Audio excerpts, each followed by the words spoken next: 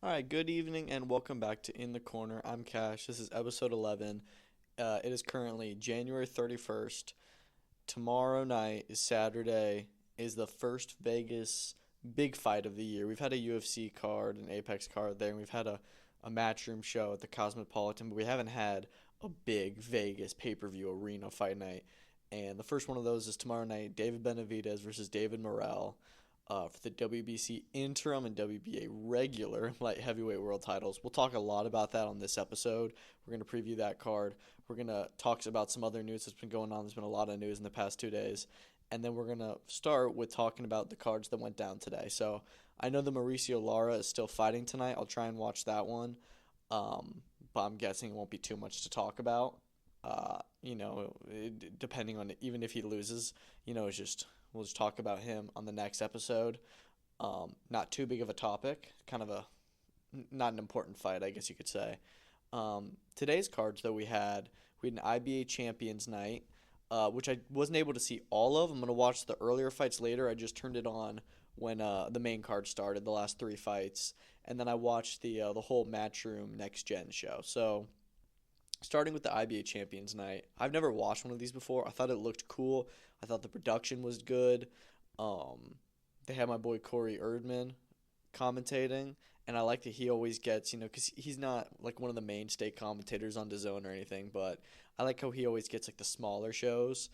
So I was really happy to see that he got the job to do this card. I don't know if he does all the IBA cards, but he did this one at least.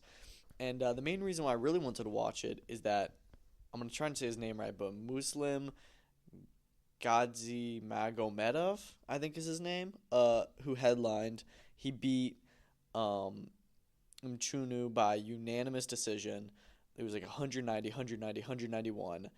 Uh, Not a very entertaining fight overall. Really, the card in general wasn't that entertaining. The heavyweight fight in the co-main, which I thought was going to be sick, or at least was just hoping for a good knockout, wasn't. It was very clinch heavy, although I will say it was a very competitive fight, unlike the main event. But the main reason I wanted to watch it is that I thought that Gadzi Magomedov was defending his WBA Bridgerweight World title, which I know is not really a real division, but it's recognized by the WBA as one, and they have a world title for it. So I thought this was an actual title fight. It was not. It was only 10 rounds. He didn't defend the belt. Whatever, for whatever reason. I have no idea. But, I mean, yeah, it was okay. The card looked cool. It was in Moscow in their boxing arena there. Um, Definitely want to watch more IBA Champions nights just because I think their production is good and they have a lot of, good fighters on there. I just didn't think that the fights, at least the ones that I saw, were all that entertaining per se, at least the main event. Um, as for what's next for Gadzi Magomedov, I think I'm saying his name right. I'm not sure. I saw somebody say Kevin Larena.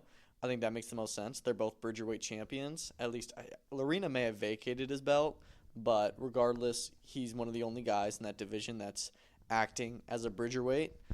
Uh, so I'd like to see them fight. If he is still the WBC champion, then you can have an undisputed champion with two belts there. But yeah, I think that's the best fight to make because they're really the only two names or top talent in that somewhat of a division.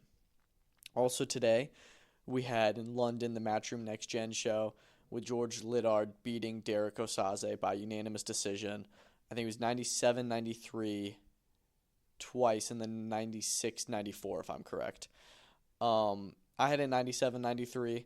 I thought it was a decent fight. I think there was really good matchmaking on Matchroom's part. I remember when it got announced, I was like, oh, they're putting him in with Osaze because he got blown out of the water by Denzel Bentley in one round. So it's not like, oh man, he's a great fighter. But I was thinking, I was like, they were matching up Bentley with him, who then in his next fight became British champion and is now going to get a world title shot soon, and they put him in with Osaze before those fights. So I'm like, they're already putting Liddard in with somebody, who's a gatekeeper of that level. And I think that Osaze did his job tonight. He really tested Liddard, put him in deep. First time going 10 rounds for the new Commonwealth Silver champion. I mean, he lost a few rounds. It was a good fight. It was a very testing fight, I guess you could say, a challenge. And that was the theme with a lot of the fights tonight. Another one was Lily Buttigieg versus James Todd. James Todd, who had a really good fight with Aaron Bowen in November. dropped him there. Here he didn't drop Buddy Jag, but he definitely gave him a run for his money. Uh, Buddy Jag got the win 58-56, but I think that you honestly could have had that one a draw.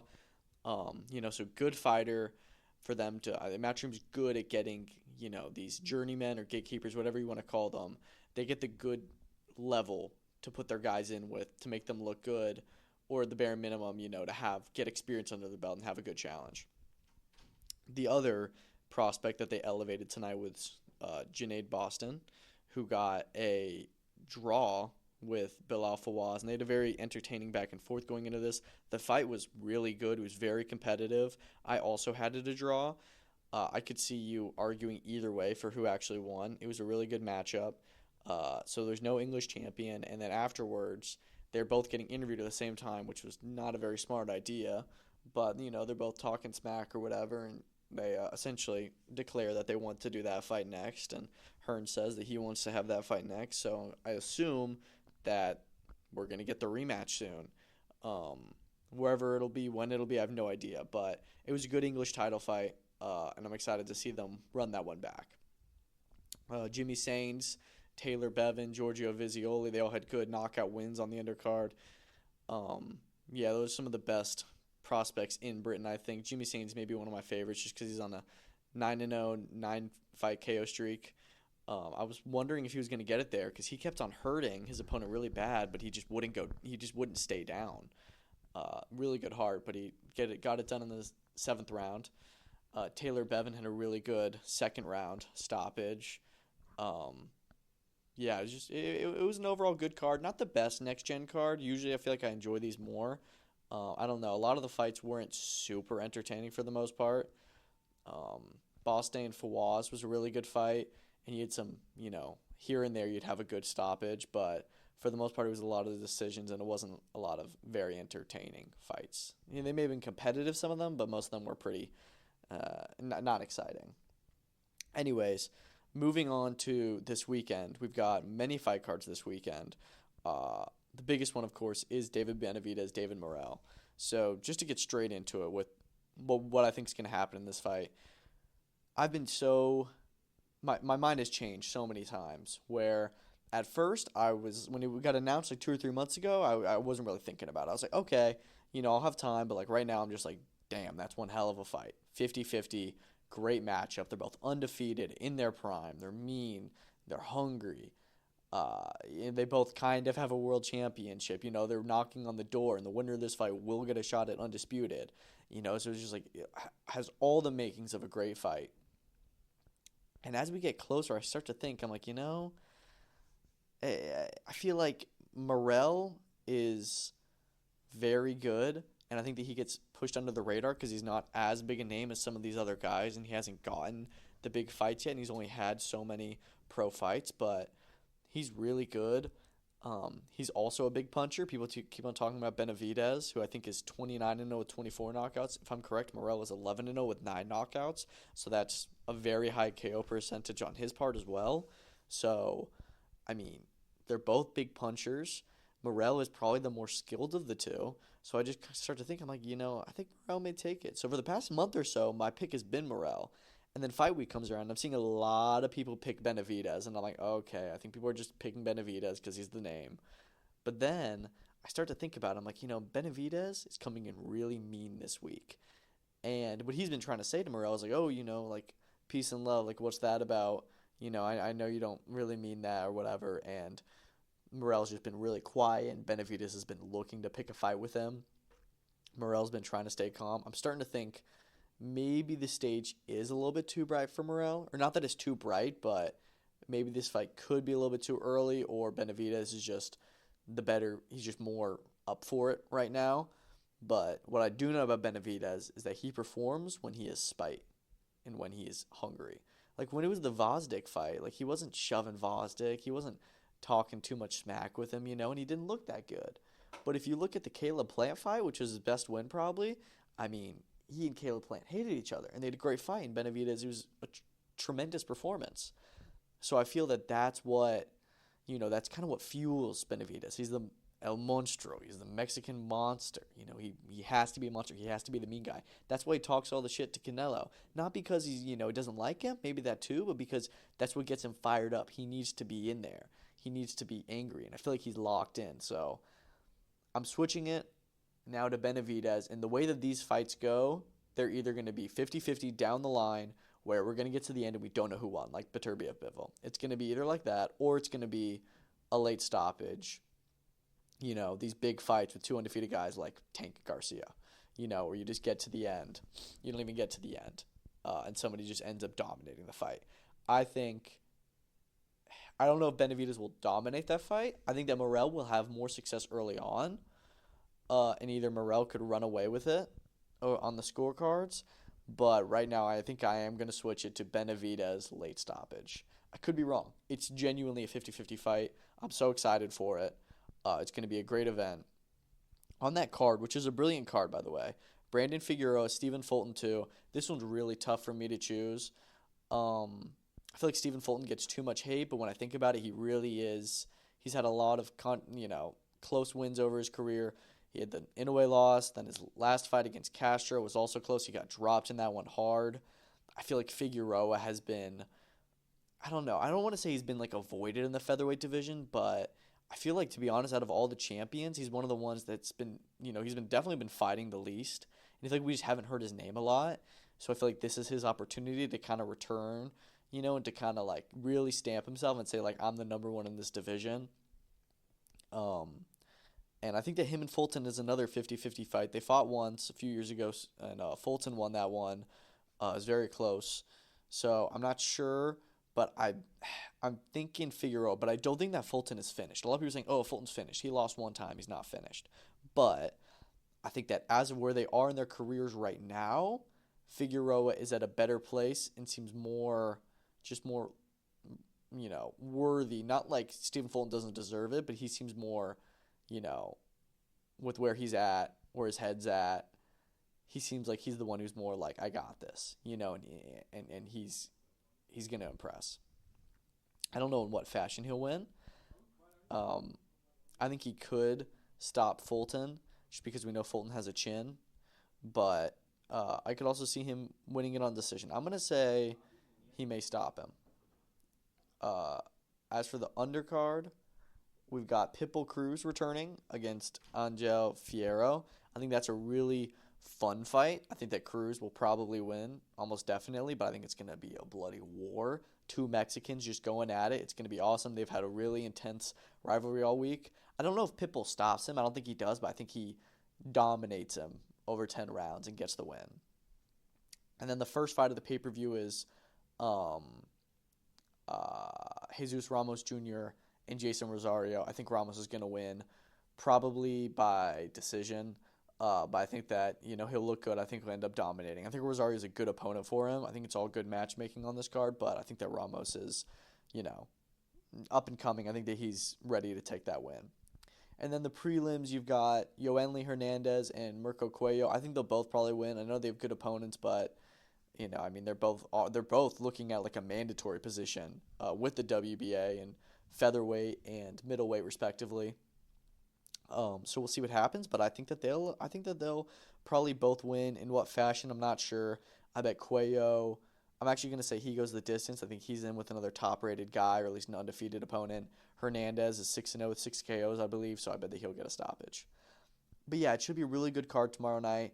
Kind of upset that PBC doesn't broadcast more fights. They have 12 fights on the whole card, which maybe don't broadcast all of them, but at least Kermel Moton's fight or Jose Benavidez Jr.'s fight.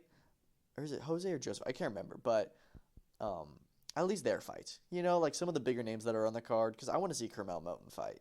He's one of the best prospects in boxing, and I feel like he's fought a lot in 2024, but a lot of it was on smaller cards or buried on the prelims, or it was on pay-per-view, which a lot of people can't, see access to if you're not going to pay for the pay-per-view. So the way to build prospects like this is to put them on the YouTube prelims. It makes the most sense. So I think that they should be, broadcasting more fights overall.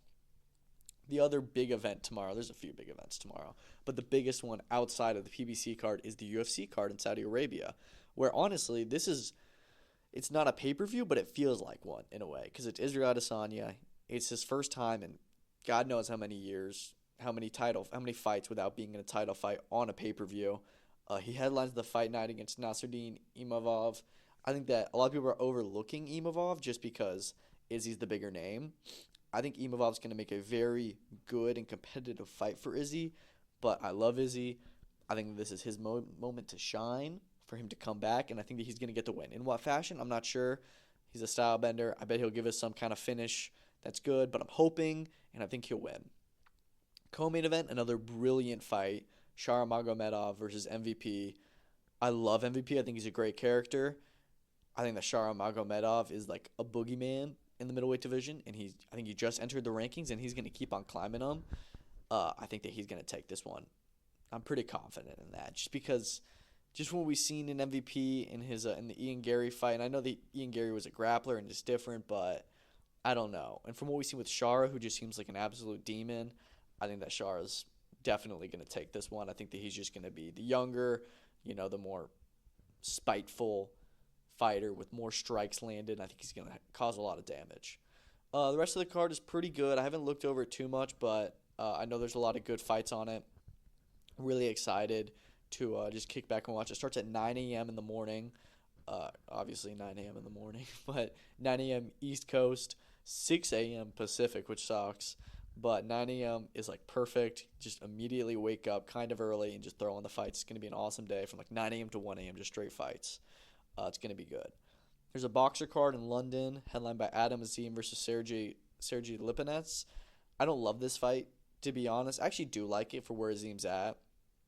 I don't love Azim right now because he's saying, I'd fight Devin Haney any day of the week, but then turns down fights with Dalton Smith, Pierce O'Leary, and Sean McComb. So you're turning down those guys for 3 months' notice, but you'll fight Devin Haney today. Got it.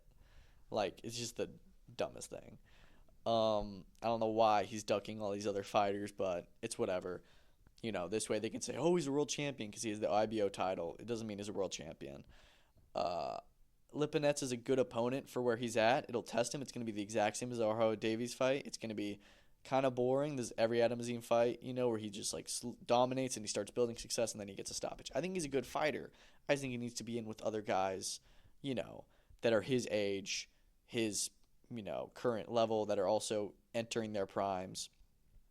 Because as good as the Lipinets and Davies wins are, they're not their names to put on the resume. Look, he beat these guys, but he's beating them after their prime. Where like I don't think that him and Ben Shalom realize that beating a Dalton Smith means a lot more right now.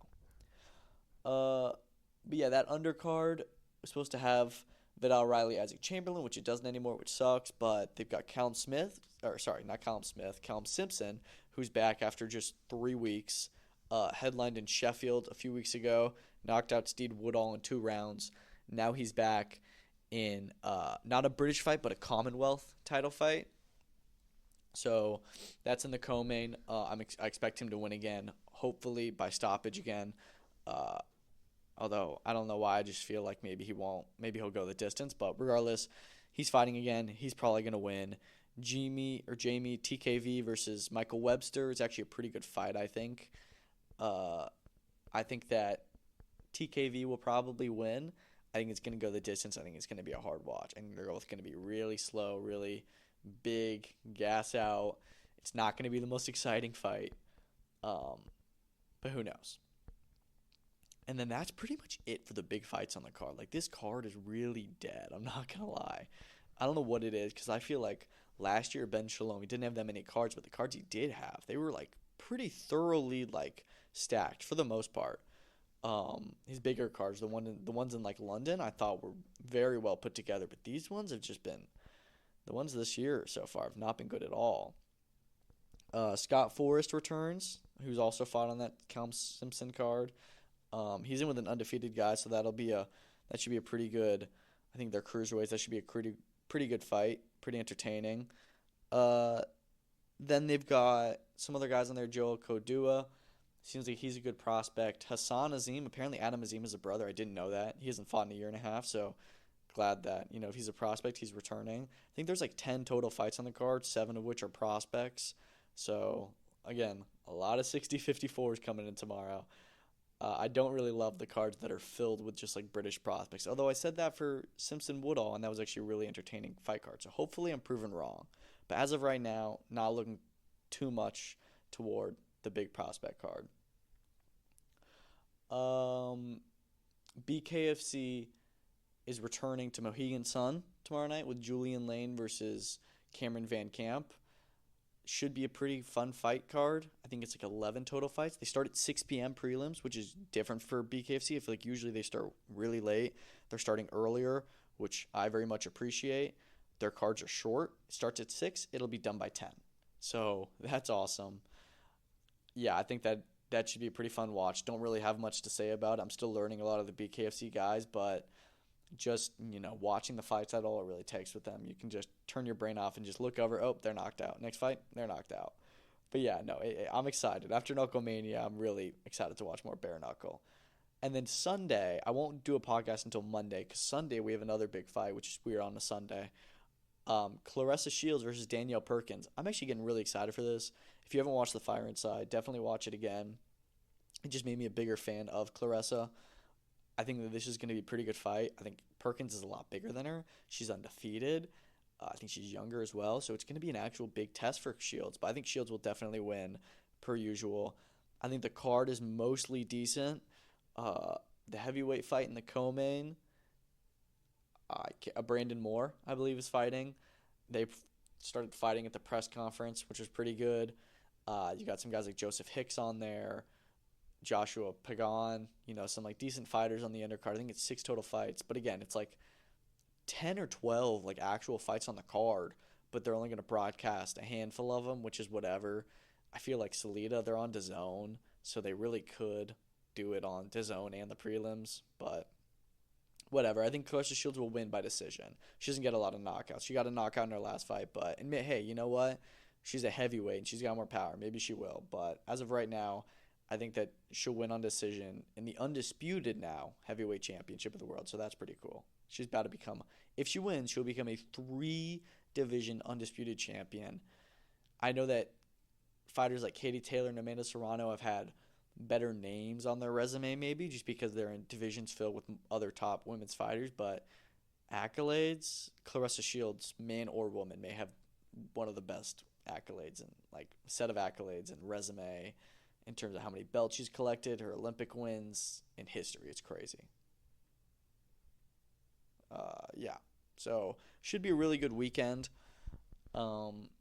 This next weekend, I'm definitely most excited for Benavidez Morrell. UFC Saudi's going to be sick. Shields Perkins should be a good fight. Azim Lipinets should be a good fight, kind of. And then you've got the BKFC card, which should be a lot of fun. So a lot of good action coming this weekend. Okay, so now let's talk about some news that's been coming out the last few days in boxing. First off, we've had some fight card announcements. The Michaela Mayer Sandy Ryan 2 rematch is official for March 29th in Vegas. They're going to fight for what is now Mayer's WBO world title at welterweight. They had a great fight in New York in September. Mayer won. It was very close, very competitive. A lot of people thought that Ryan won. A lot of people thought that Mayer won. The design for the poster is like paint, which is funny because Sandy Ryan was infamously assaulted. Somebody threw a bucket of paint on her. She was leaving her hotel for the fight, which definitely messes with your head. And, took her a minute to get started. So a lot of people think that part of the reason why she lost that night is because of the paint. That definitely had an effect on her performance for sure. But it was a fantastic fight, did great numbers. Love that they're running it back.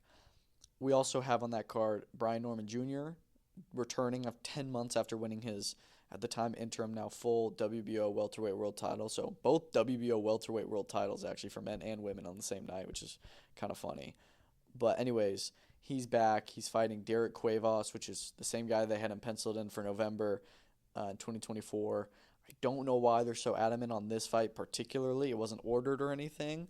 I think that he has better contenders to fight, and I think he has champions he could unify with. So get this fight out of the way, then into bigger fights. Also on that card, Bruce Carrington returns. Hopefully he gets his world title shot this year. It's another opponent that is like, yeah, this is a good fight that he'll probably win. So I'd rather see him get in with a champion or maybe somebody else who's like really highly, ranked and stuff with the WBC, but he's got to get a world title shot before the end of the year, I think.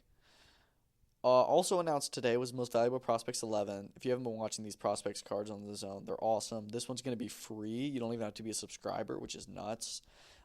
It's headlined by Lucas Body, the same guy who knocked out H2O Silv, had a close fight on the Paul Tyson prelims, but got that decision. They've also got Tam Thibault, who just debuted in December on a prospect show.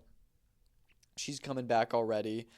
They're both in with good opponents from what I've seen. It's going to be in Toronto, which is big, the first MVP card in Canada, so that's pretty cool that they're expanding different ways. When they signed both of them, pretty close together, I was like, oh, they're definitely cooking something for Canada, and this is what it is. So I'm excited for that. A lot of the prospects cards are all at the Cree Royale, which is a good venue, but I'd rather see them kind of spread the events out, different places throughout the year. They usually do about 6 a year, and this will be the first one. But yeah, they're really, really fun watches. Like I said, this one's going to be free on DAZN. I think they're going to have a WBA Women's Championship on the card as well.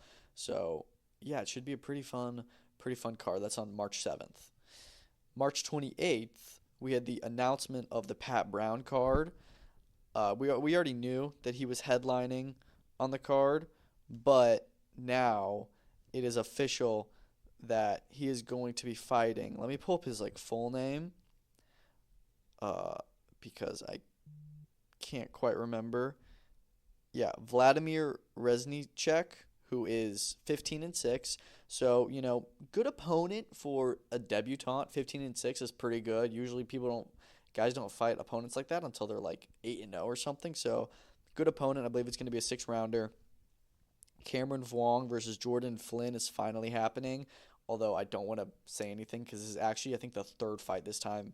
The third time this fight has been scheduled. So fingers crossed, but we'll see if it happens. It's a great matchup. Makes sense for Vuong. I think that they pushed him too far. It's he's too big for the Flynn fight now. He's fighting too high level. Put him in with Gavin Gwynn. And a lot of people thought he lost that fight. And it's okay, we should probably drop him down the level. I think him and Flynn is a great bounce back fight. He probably is the favorite, but it's a really good fight between two undefeated guys. Another undefeated matchup, Reese Farnhill versus Mark Dickinson for the English super middleweight belt. That's a great fight. Rhiannon Dixon returns on that card off of her world title defeat to Terry Harper. William Crawla, Taylor Bevan's already back, both two great knockout punchers.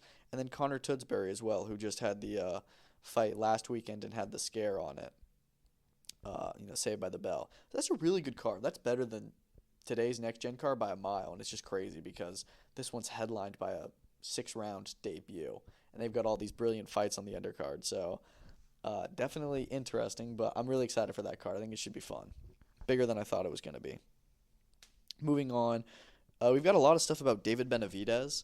Obviously, he has a big fight this weekend, but some of the stuff that he's talked about, what he plans to do after this fight. If he doesn't get the Beterbiev Bivol 2 fight, the winner of that, he says that he plans to just go up to cruiserweight and fight Zurdo, which I think is crazy because, okay, you're already talking about leaving 175, which means it was hard for you to make 168. It's already hard for you to make 175. We know he's a really big guy. But him and Zurdo are the same size. It's two Mexicans. It's a really good fight. It's just crazy that he's already thinking about moving up to cruiserweight. And he said if he does go undisputed, then he said he wants to fight Canelo at a catch weight for 8 belts, meaning Canelo has the 4 168 belts, Benavidez has the 4 175 belts. They meet in the middle and have both divisions on the line, which that's not how boxing works.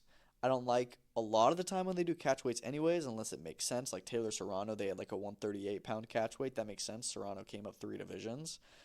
But I think that this would be pretty crazy. I don't think they won't happen. You can't have undisputed times 2 on the same fight. It just doesn't make any sense. But he did say he will not go back to 168 no matter what.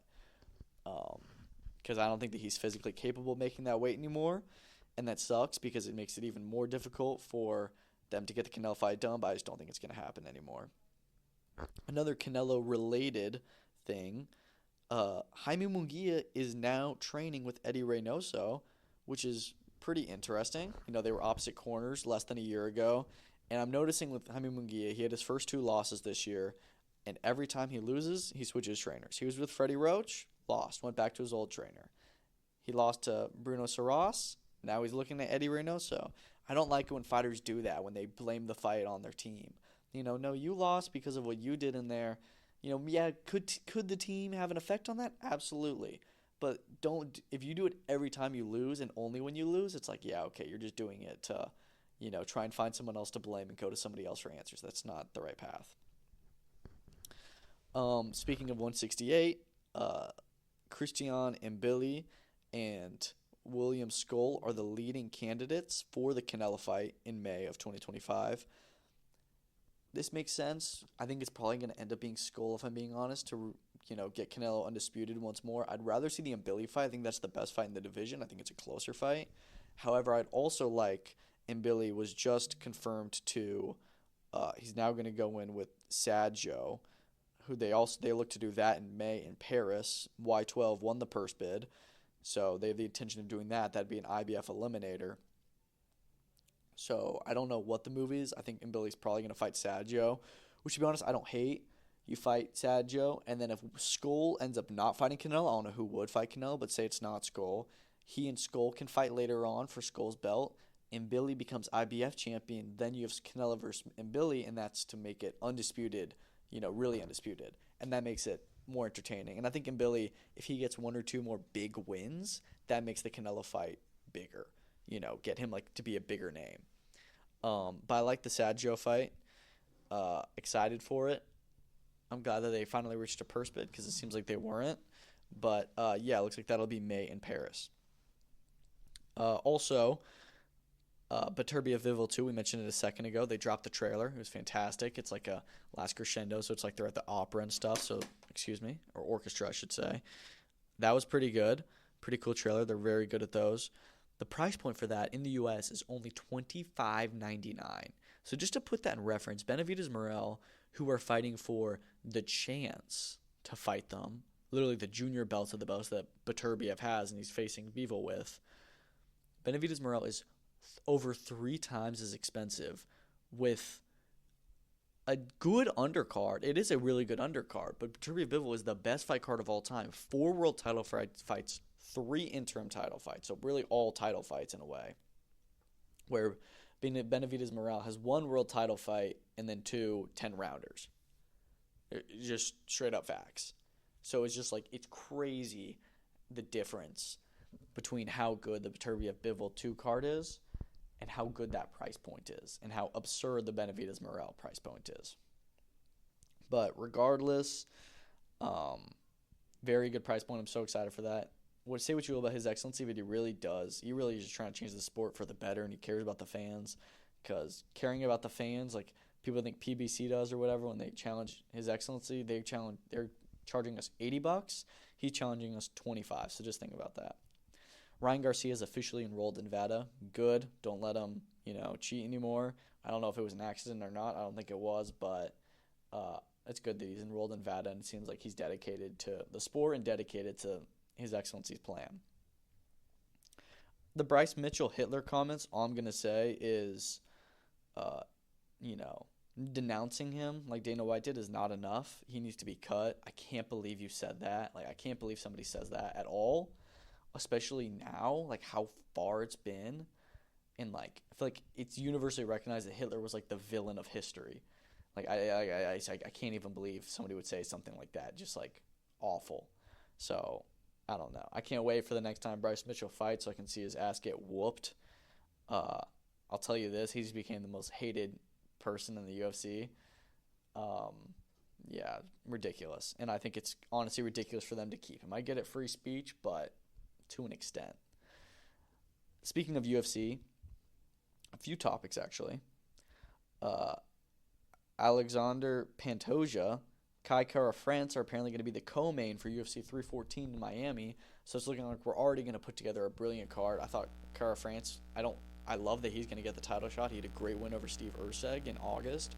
So I like that title fight a lot. It's kind of who's Pantoja going to fight? And Kara France was honestly one of the front runners.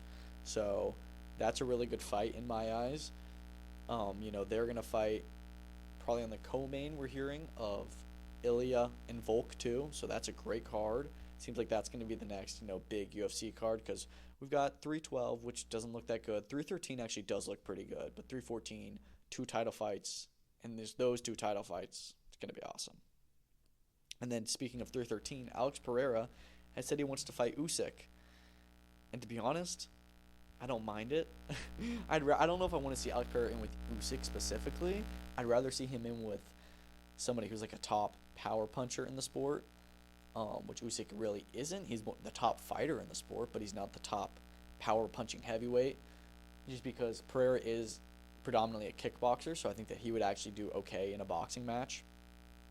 I think he'd be better than a Jake Paul fight. I think that he'd be better to fight, like Ngannou dude, fight one of like the actual like champions. So I think there's some other good fights out there for him, like Anthony Joshua or Deontay Wilder or Dana Dubois or even Francis Ngannou, to be honest. Like other like big punchers in the boxing ring would be sick. Usyk would be awesome because it'd be the best of both worlds fighting. But yeah, that'd be sick. I don't think it'll happen anytime soon because Pereira's going to stay with the UFC. However, it'd be sick to see. Tank only wants top fighters after Lamont Roach, according to Steven Espinoza. So I don't know if Tank's plan is still to retire at the end of the year and just saying he wants another 1 or 2 fights this year and he wants them to be big fights. I'd hope he'd think that. And if he does want top fighters, good. Espinoza mentioned the Shakur fight and the Ryan Garcia rematch. I'm interested in the Ryan Garcia rematch, but not that much. I think there's better fights out there for both that makes more sense.